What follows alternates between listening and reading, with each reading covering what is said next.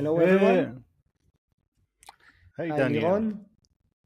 Hi Daniel. Good to see you, and good that we're back. And today we have a new type of episode. We're gonna call it Data Science Coffee Break. So that's why it's only the two of us. Context to our listeners who only can hear us. And I'm here with Liron, and he was a member in the last two episodes, and he joined us, but we didn't have a thorough uh, introduction and background on Liron, so we're gonna take this coffee break to get to know him, chat a little bit about what he's interested in, his journey throughout his career to the place that he's one of the leading figures that doing LLMs, at least here in our country. And super happy to chat with you, Liron. Thank you. It's a pleasure to be here. Yeah, and a caveat: we're also good friends, Mhm. so it's not a random mistake that he joined the podcast. And we do other things as well on top Mhm. of discussing various, let's call it, uh, more scientific or papers or whatever. But this will maybe be a different podcast. But we'll try to stay on point. So I'm Mhm. curious, maybe give a few sentences about like your background, what did you Mhm. study, and how did you end up doing what you're doing? Yes. So I started coding, I think I was 8 years old or 10 years old, something like that, when I took a QBasic class for kids. But then I wasn't Q coding. Basic? Yeah, I started with QBasic. I don't know what I'm familiar with Visual Basic. What's Q Basic? It's before It, that. I'm not sure if it's before or same time, but it's Okay. a variant of the basic language. Mm, okay, cool. So then I wasn't coding for a long time, and I started college. I studied electrical engineering. Then I did my master's and my PhD, and in my PhD, I studied a variant of reinforcement learning where you have independent, you can call it machines, and you make decisions and you don't have all the information. You start making decisions with uncertainty, and uncertainty, of course, lasts, it never truly disappears. But so you could think of it as a variant of contextual bandits, but the difference is my machines had dynamics. So it wasn't just a return. So in real life, you also have that with some projects, like you have to put in the work for a while.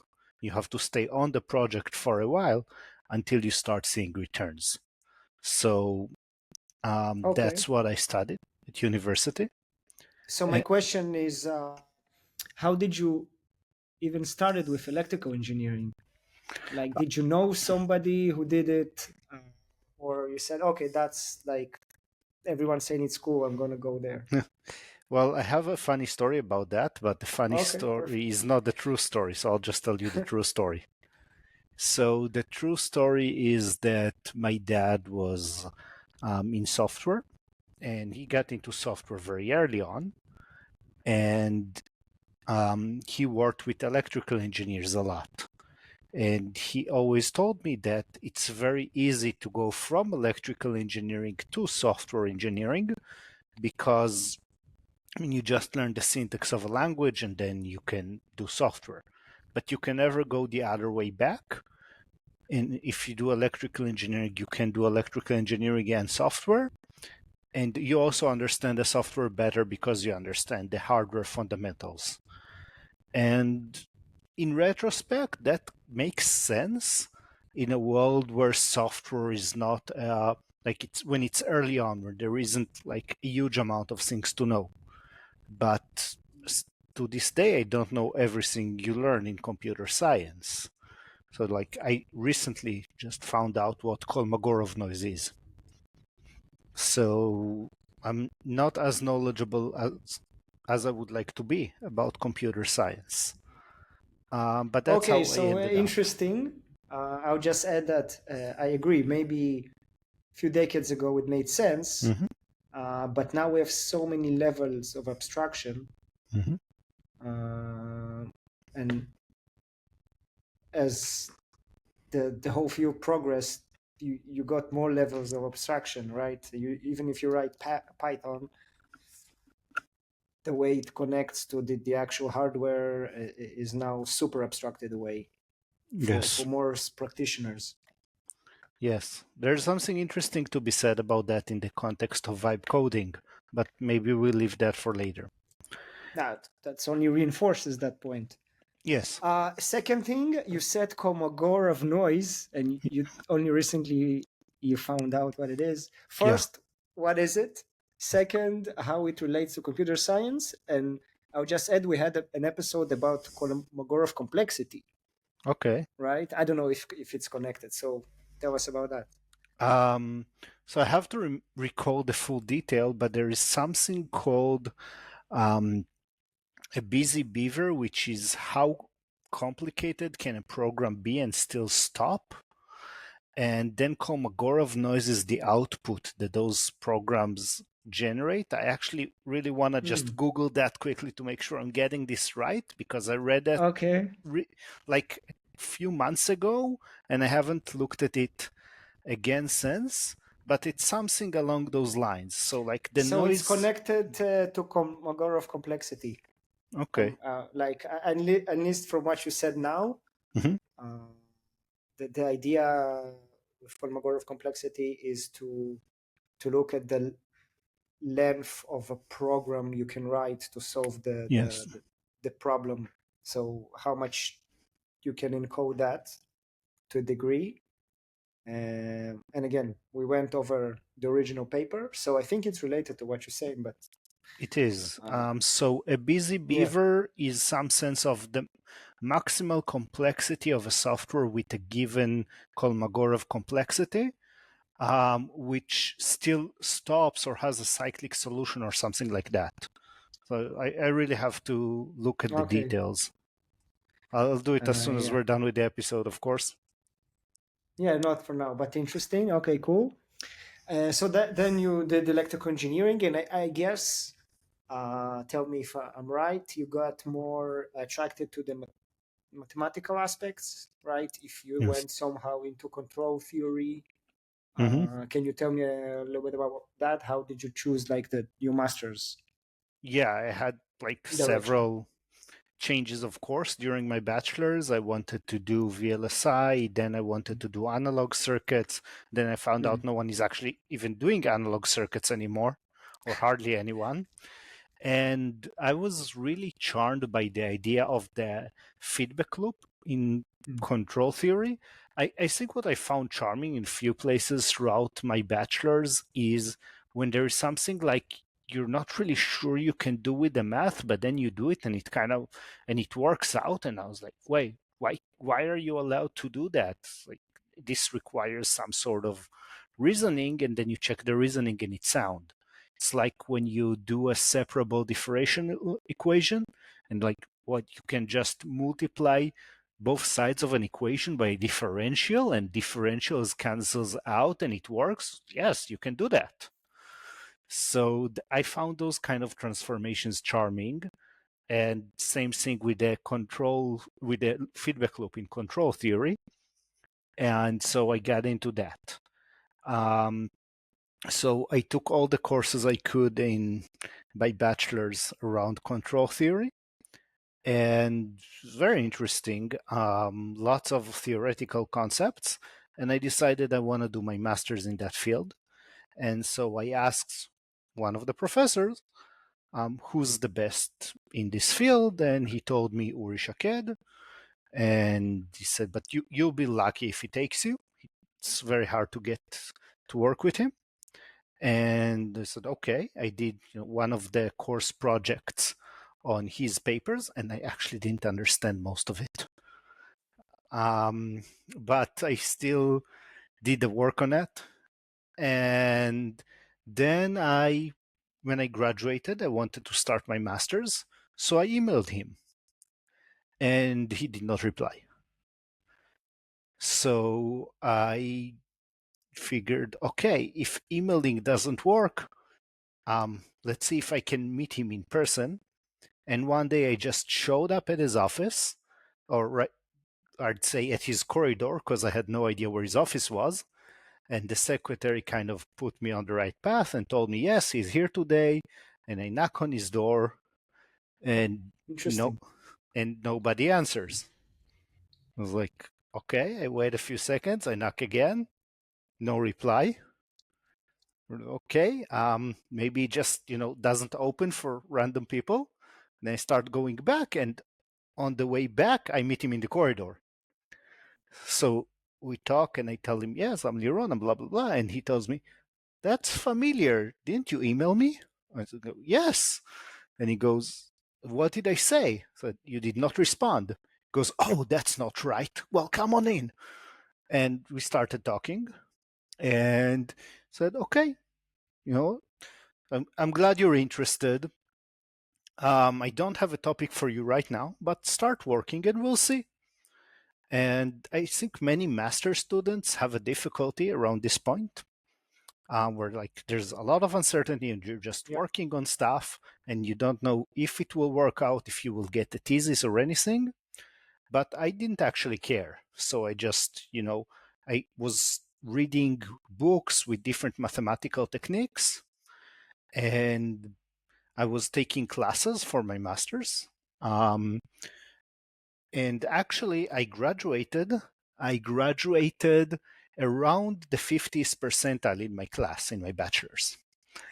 Okay.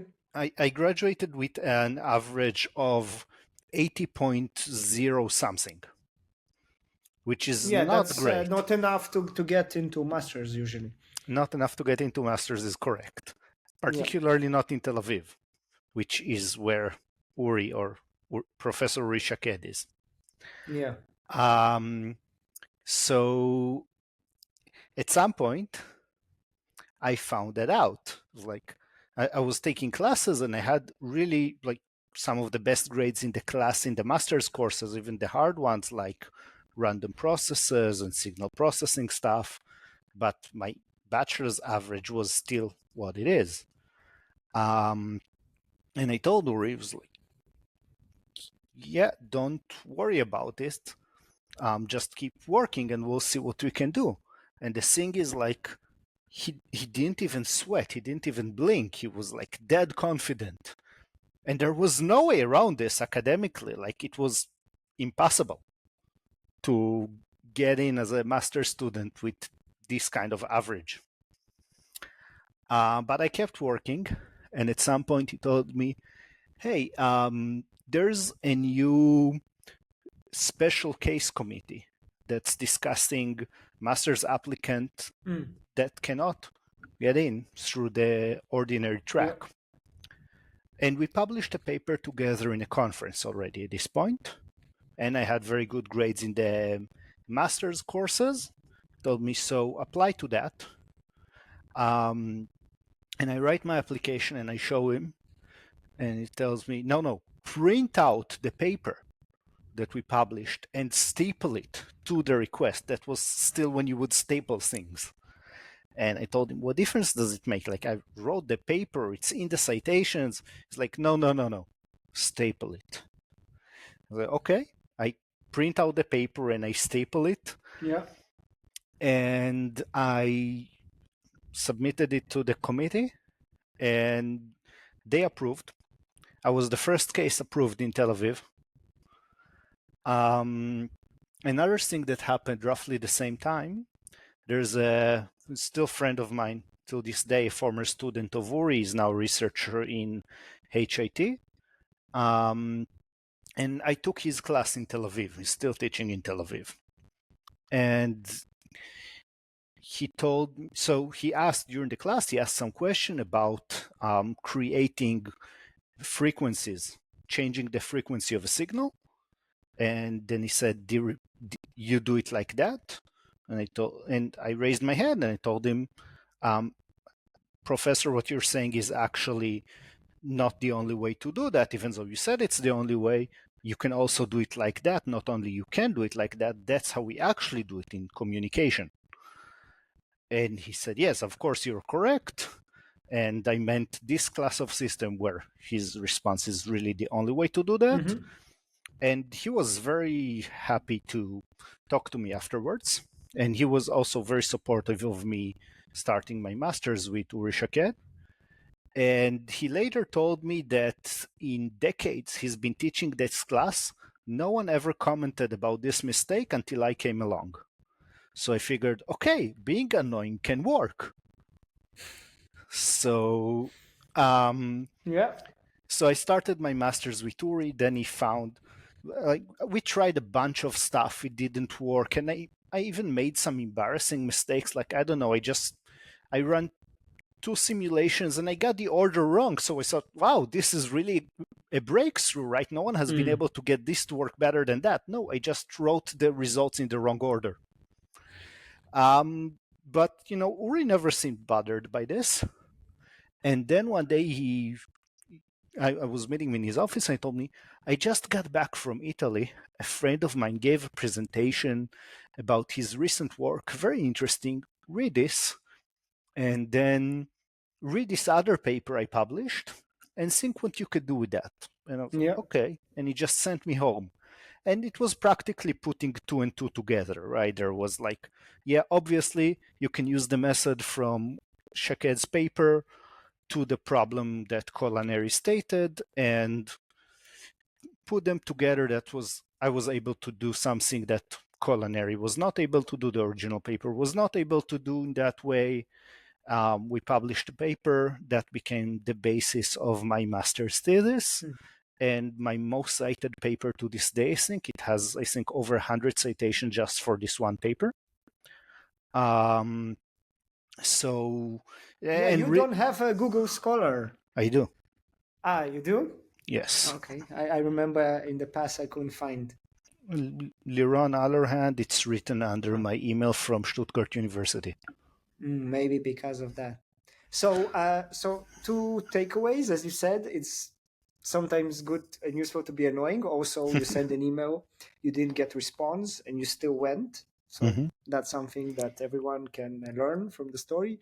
And second, you need to aim high, right? You said, okay, I was in the middle of my graduating class, my bachelor, and didn't stop you as well, right? So it's not just being annoying in a sense or trying to get in, but also the confidence to try and do your Yes. best. And So for that's important lessons for life. and for like the best person in the field, I went straight to him. And I had no idea, actually. Uri is a wonderful person. Like, he's one of the best people you will meet. But I had no idea he was this nice and this good of a person when I started. It was like, greatest in the field, I'm going over there. Yeah, that's super interesting. So then you continued with him Yes. to do But a PhD. My yeah, question to you is, when did you stumble upon more, let's say, what we call today machine learning, right? So you yeah. did control theory probably and all the math around that. So tell us about how you got into machine Yes. learning Well, aspects. I'll tell you in Aspects. a second, but I do want to Mhm. comment on what we said about Uri. Great person, but if I would have started over today, I would have Mhm. asked about this before I started working with him. Right? That would have taken a much bigger place in my decision making. You would have asked about what exactly? That if he's a good person, Ah, if he'll, do his part in contributing to the mm. work. Yeah. So usually you should speak with his, former students, alumni, Yes. and get some references for sure. Yes. So when I was at last year, of my master's, I took a class on learning algorithms. There were at least two that I remember in electrical engineering, and I saw this and I instantly fell in love with this. I was like, wait, as an algorithm researcher, what I do all day long is take my assumptions, take my problem definition, bring that into concrete mathematical definitions. And then I realize it's not enough because there's not enough to work out the math, and I have to add some more assumptions. And in the best case, those assumptions can be true or are reasonably approximately true. Yeah, exactly. But sometimes I just know I'm doing something that is wrong. This assumption is not great. I just need it to make the math work out. Exactly, yeah. And I saw machine learning, I was like, wait, I don't have to make oversimplifying or just, plain out inappropriate assumptions to make the math work. I can replace all of that with data. That is amazing. I want to do that. So I started taking every course Tel Aviv had on machine learning. I took courses in electrical engineering, industrial engineering, computer science. Who else had classes Probably about the math, statistics, they had those. statistics? I don't think they had one in math. I Because they took, have a applied math department. yes, but I don't recall any ML course there when I was doing my master's. I did go to statistics, to Rossett's class. So I went all around the campus, and I didn't even need those classes for my master's anymore. Some of them I just went in and listened. And some of them, I registered and used them for my master's. And so I was really interested in that field. Well, I want to do a PhD somewhere related to that. And I told Uri, and we didn't really have an idea right away. And I was checking other options in the campus as well, even outside of engineering. But then, God forbid. God forbid, yeah. So then at some point, we came up with this idea of what I ended up doing for my PhD, where I said, well, if I look at the different discrete options, a system that can determine a system's behavior, what we call switch systems, if I look at it as I'm deciding which option is the currently active one, that's actually a reinforcement learning problem. And then if I decide that, I still have all the uncertainty, so I have to learn. Even if it's just linear learning, because that's where we can work out the math, that's fine. But, I am learning, and I am doing this problem which is related to control. Reinforcement learning is the interaction in the intersection between machine learning and control. So very interesting subdomain. And I went and I pitched that to Uri, and I asked him if he's interested, and he said yes. And he also spoke to his Italian friend, that's one of the greatest researchers in the world in this field. And he said, yeah, he couldn't solve that either. He tried. So yeah, it will be very interesting if you want to work on that. And I actually had already done a proof about some fundamental results there. And I told him, okay, will this contribute? I said, yes, that's a very good thing to base your PhD on. I showed him the proof, so that's correct. And that's how I started my PhD. So let's fast forward. You graduate your PhD, I guess, successfully.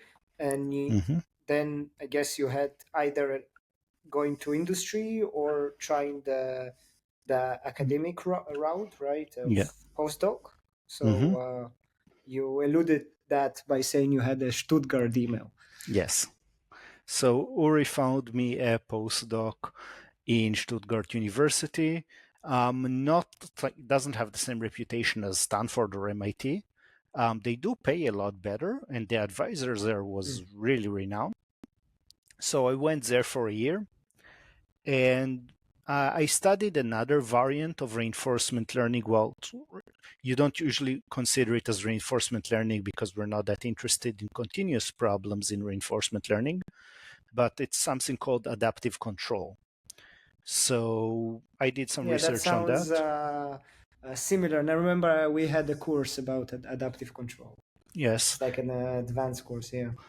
The issue with at least adaptive control at the time is that adaptive control always assumes that you can, the more you push your decision making in a known direction, it's a direction you can know, the more you push it that way, the better things will be. Like it only works if this assumption is true.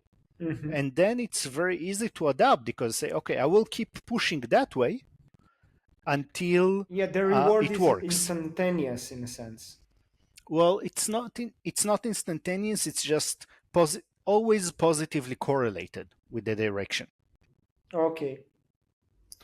So it could be as delayed as it wants.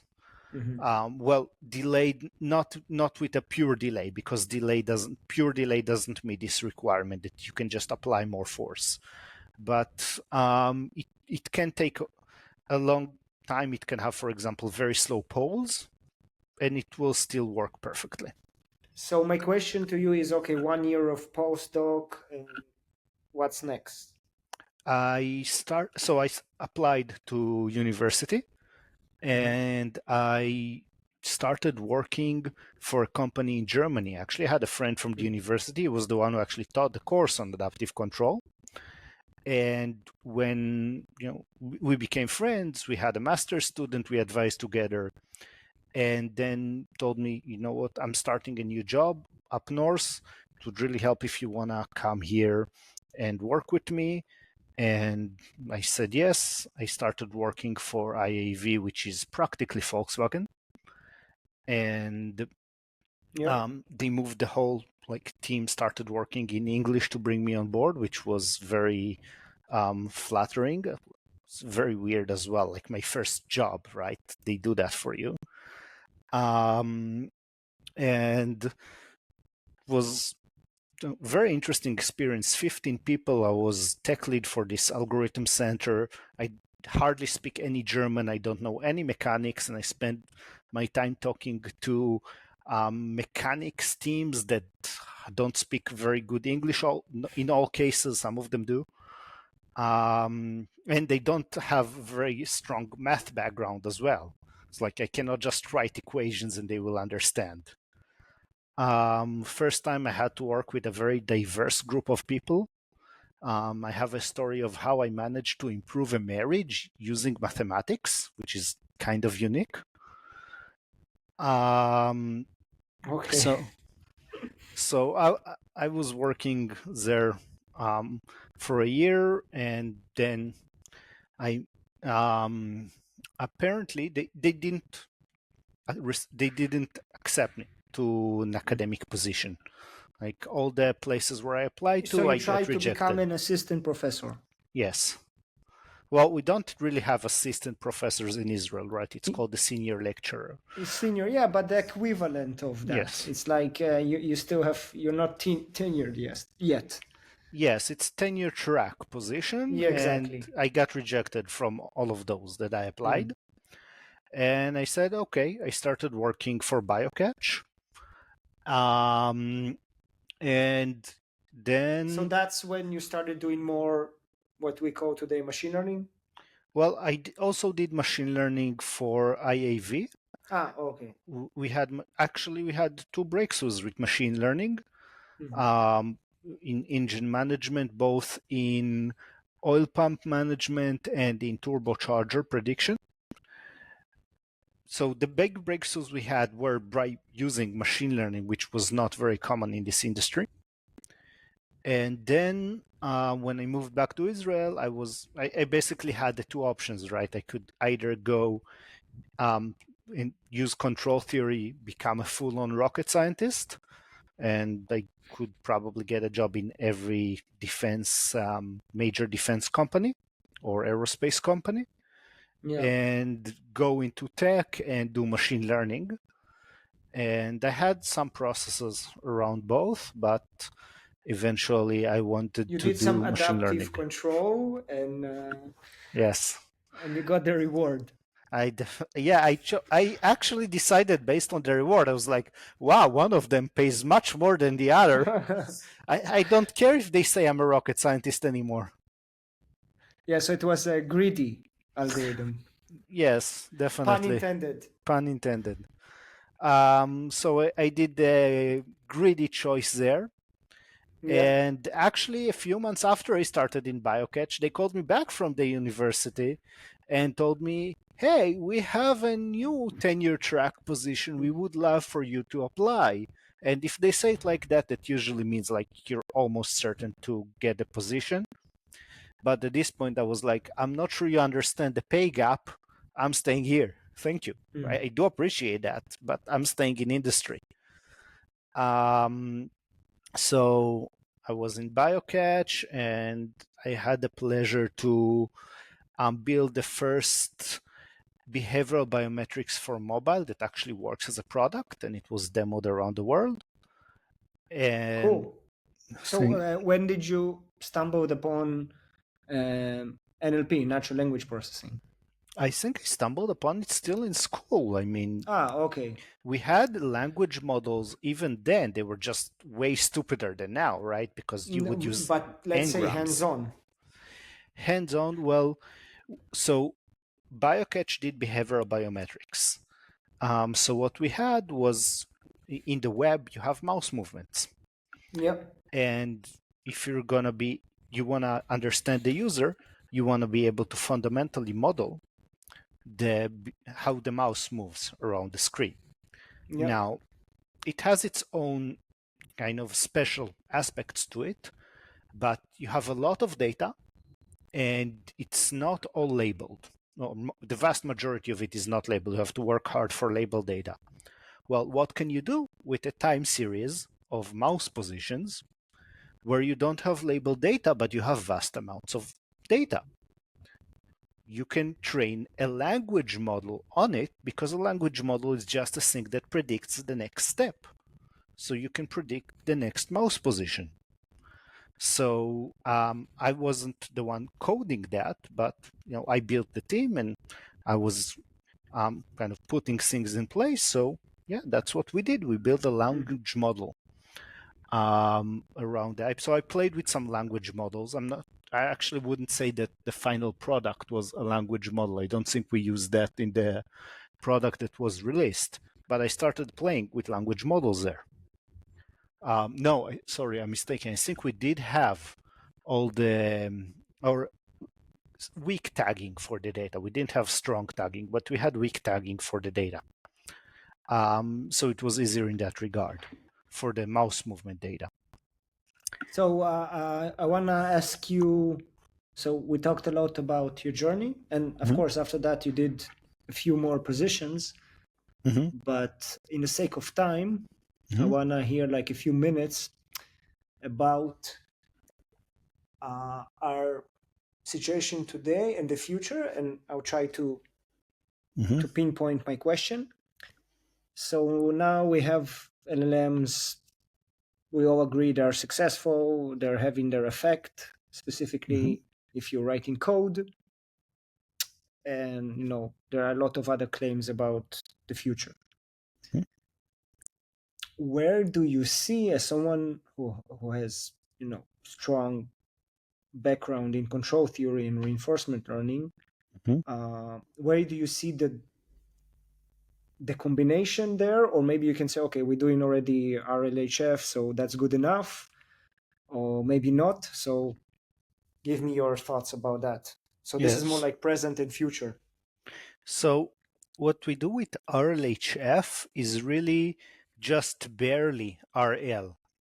It's doing something, but it's not full on reinforcement learning. And I think It's this, a reinforcement learning by human feedback.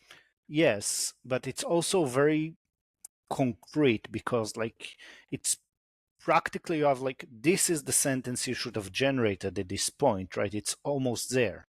It's not like learning very deep interactions. It's not like you're making a decision and it will only affect you 30 steps into the future. So if I get you correctly, you're saying it's even more like supervised learning It's more than similar. RL.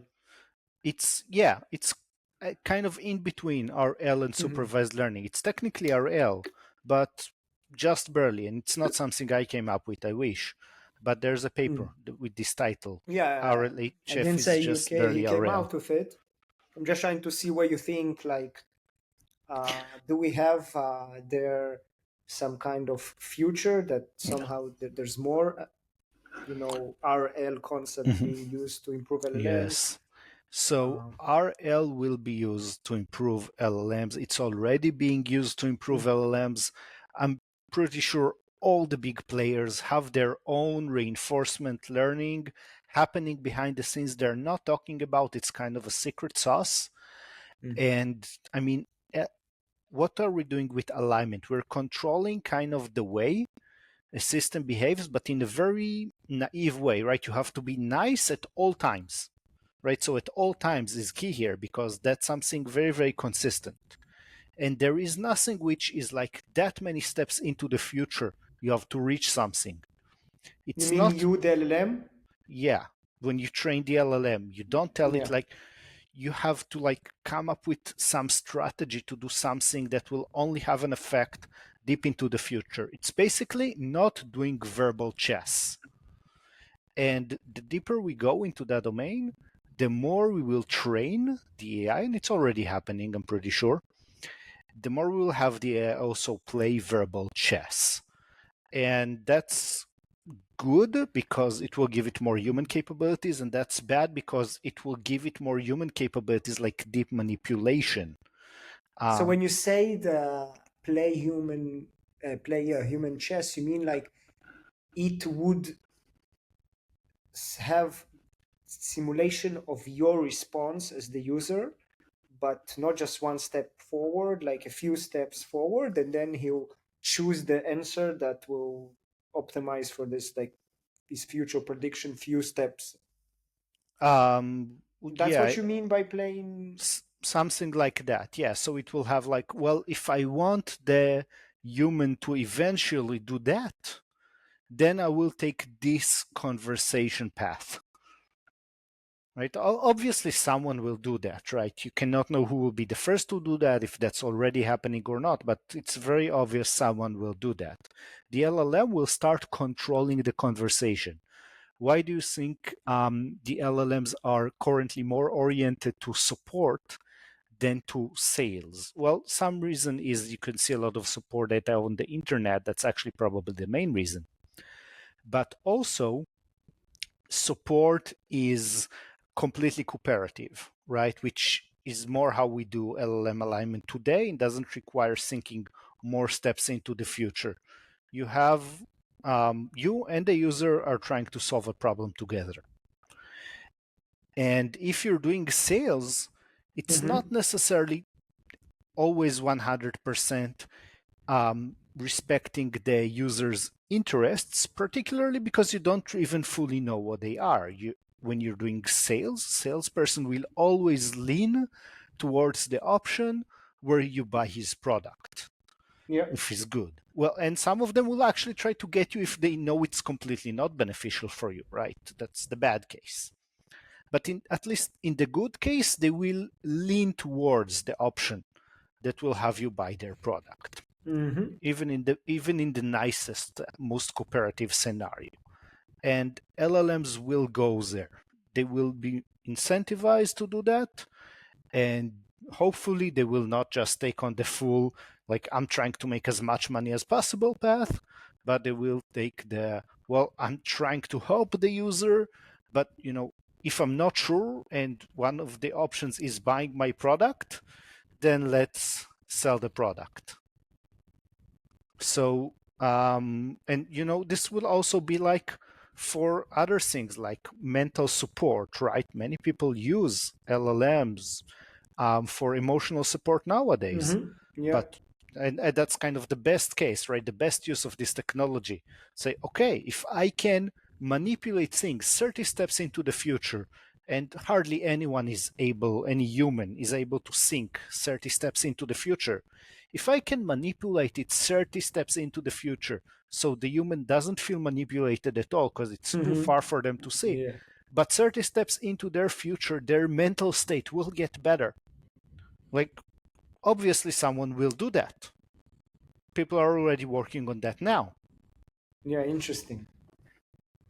Um, yeah, I'm asking because my thoughts, and this Mm-hmm. is um, something that I feel like confident in the last even 2 years of LLMs, Mm-hmm.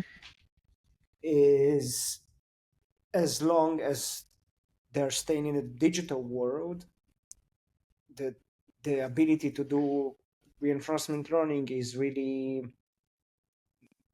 let's say, minor, right? You need like in my view, you need some kind of way to interact with the environment, right?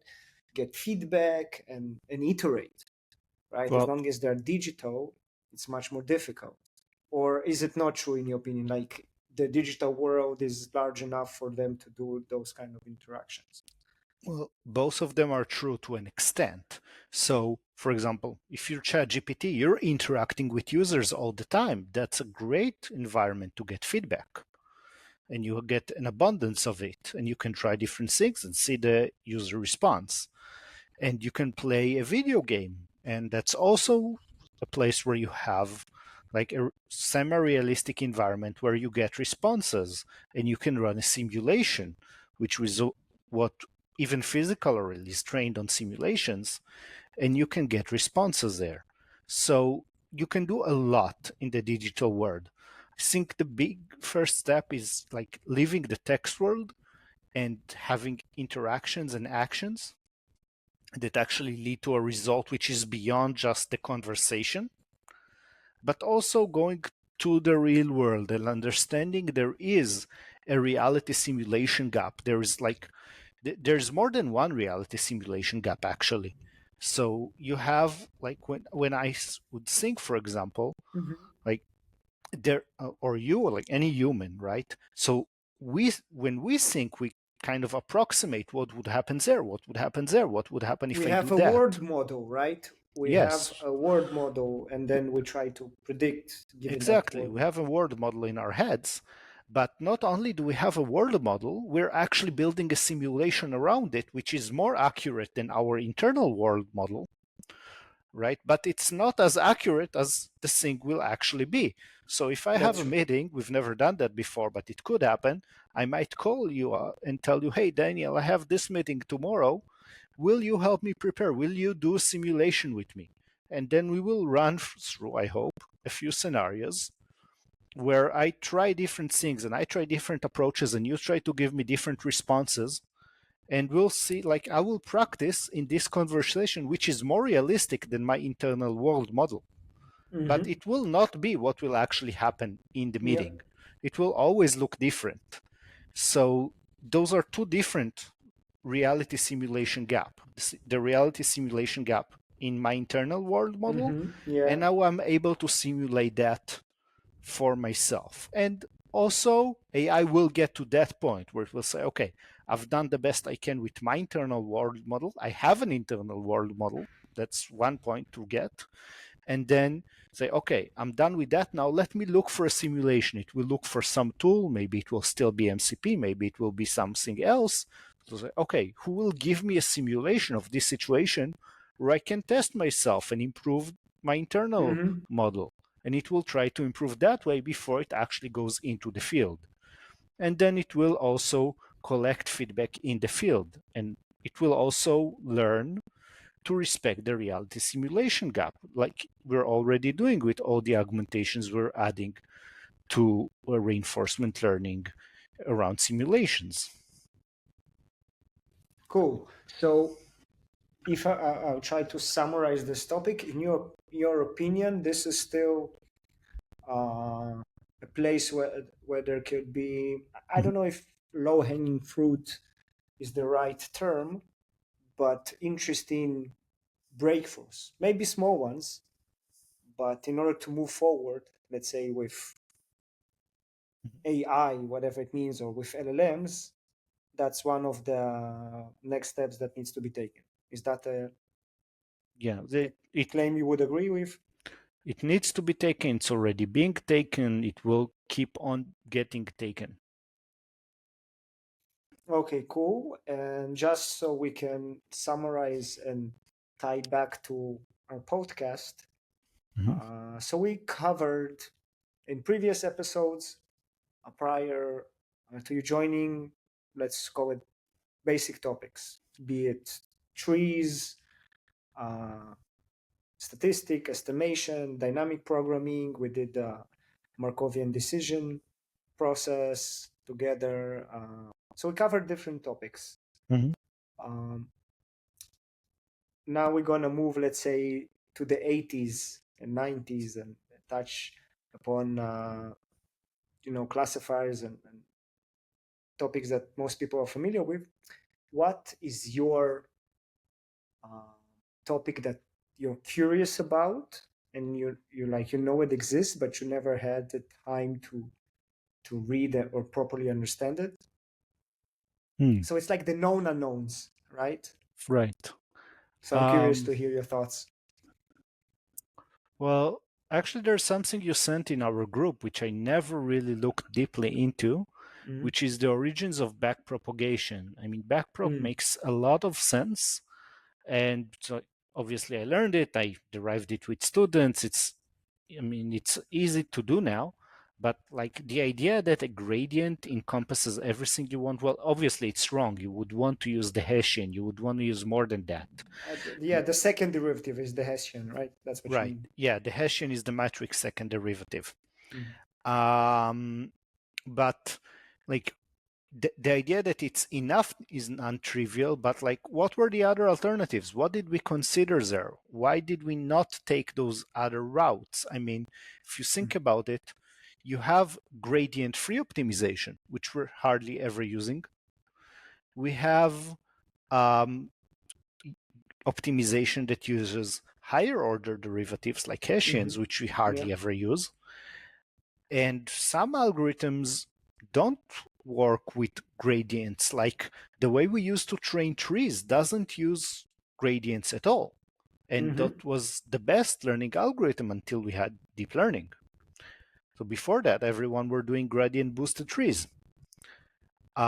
So what was the process there? What were the different considerations is something I never actually learned in depth. It's very interesting. The way they do that for trees, the tree optimization algorithm is fascinating and, of course, is uniquely tailored to trees. That's why it works so well. That's it. I'm curious Okay, what cool. we'll come So up with. I like your response because this is the direction we'll try to take in the upcoming episodes.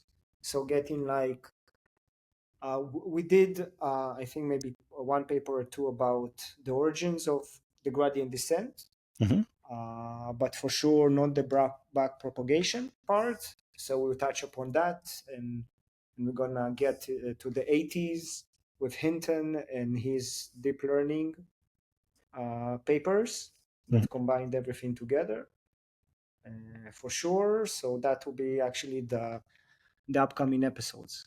So you made the everything tie nicely together. So I like it.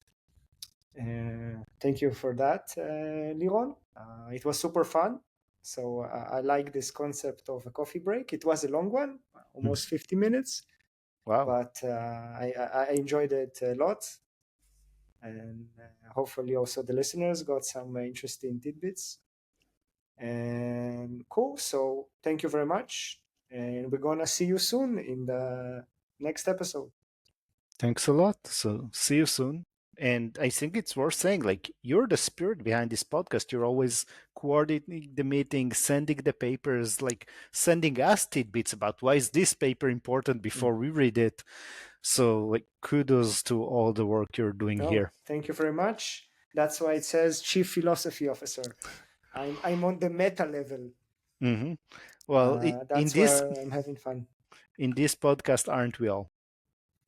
Exactly. Okay. Cheers and have a great day. Have a great day.